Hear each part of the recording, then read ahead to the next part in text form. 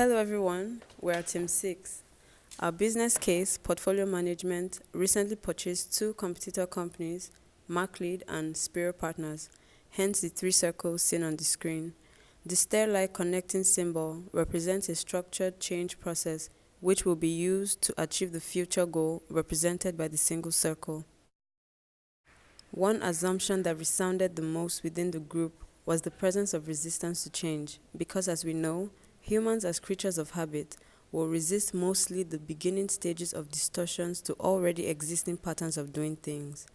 Also, resistance will occur because the merging organizations are in different regions and have values unique to each of them. Considering the challenges, two items appeared more frequently within the team. One was the fact that the organizations will experience a considerable degree of change. The second was the uncertainty of the risk and complexity of the change. However, we predicted the challenges can be managed. The first three stages were mostly easy to agree on for the team. Due to the complex nature of change and the fact that it involves many assumptions, the team struggled to agree in each of the stages of the simulation. Despite we had a specific business case, when we experienced lack of information, most of our decisions and thoughts were based on personal experience. It was to mention that every member of the team has certain amount of professional experience regarding change, but this experience has no relation with portfolio management or being involved in a company's merger process. We also noticed that there are different kinds of assumptions. For everyone in the team, change represents to deal with conflict or resistance. So this was a common assumption regardless professional and cultural background. But when the team had to address specific tasks like deciding priorities or choosing the right people to do the job, it seemed that each individual assumption were strongly influenced by personal background. First action is towards a people resistance challenge. We will establish the short goals step by step using many short wins to build confidence. Second action is laid off liability and low productivity employees. Then keep the people who can get things done and the strategists, because those people will keep the company on track and have foresight. Next action is win the business change initiatives. We will conduct total quality management, build quality assurance team to improve efficiency. Then we will build a research team looking for fit opportunities, maximum the value of this acquisition. Finally, due to the different culture and purpose of the company, communication is a key to achieve success. That's why every company should send representatives to the other two. Make sure the message deliver on time and update the new information.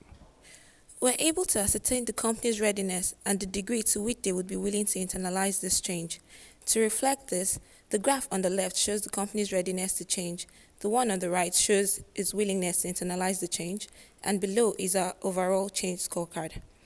Based on the game plan for change workbook, the green indicates that the change initiative would be simple, yellow shows that there would be some complexities, while red indicates major complexities. The blue spot on the yellow section of the graph indicates our findings on the degree of complexity of this change initiative. This means, although the change initiative is not conclusively simple, it is closer to being a simple one than a very complex one.